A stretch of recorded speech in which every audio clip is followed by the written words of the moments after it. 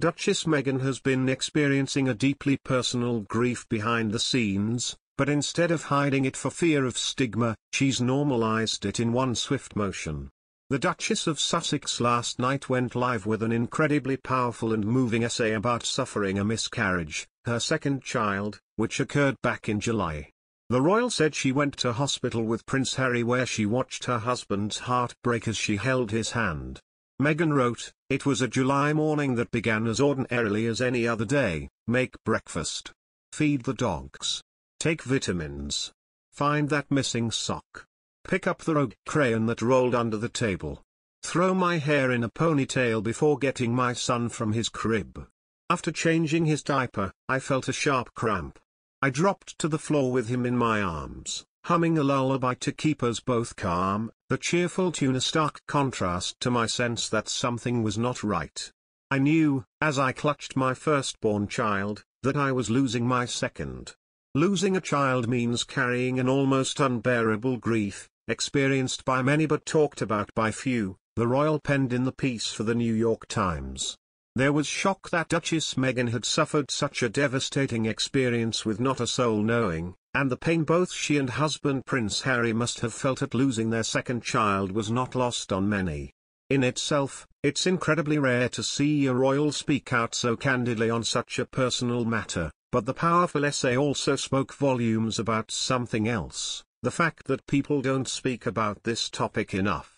Meghan's essay delved into the fact that many of us are connected through our losses, particularly this year, and highlighted the importance of checking in to ask, "Are you okay?" She wrote, "I lay in a hospital bed, holding my husband's hand. I felt the clamminess of his palm and kissed his knuckles, wet from both our tears. Staring at the cold white walls, my eyes glazed over.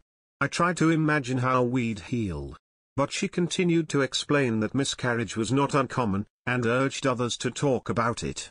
"In the pain of our loss, my husband and I discovered that in a room of 100 women, 10 to 20 of them will have suffered from miscarriage.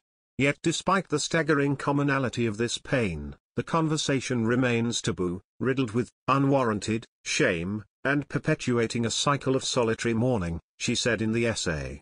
Her words have since been met with an overwhelming response from people the world over, many of whom are mothers who have also suffered from miscarriage. The news of Meghan Markle speaking about their miscarriage from July is a prime example of "you don't know of what someone is going through behind closed doors," one wrote on Twitter.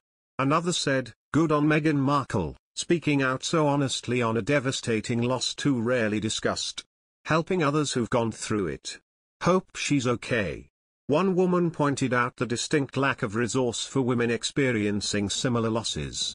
"When I had a miscarriage, I remember scouring the internet for articles by women who had been through the same thing. Because reading that you're not alone is helpful and it's comforting. So thank you to Meghan Markle for writing about something so difficult," she said on Twitter.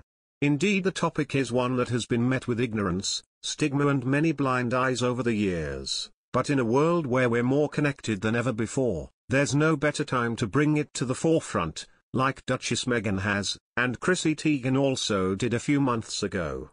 The influx of personal stories overnight from women who have experienced something similar is case in point. The grief and pain felt at losing a child is so tangible, so real and deserves recognition.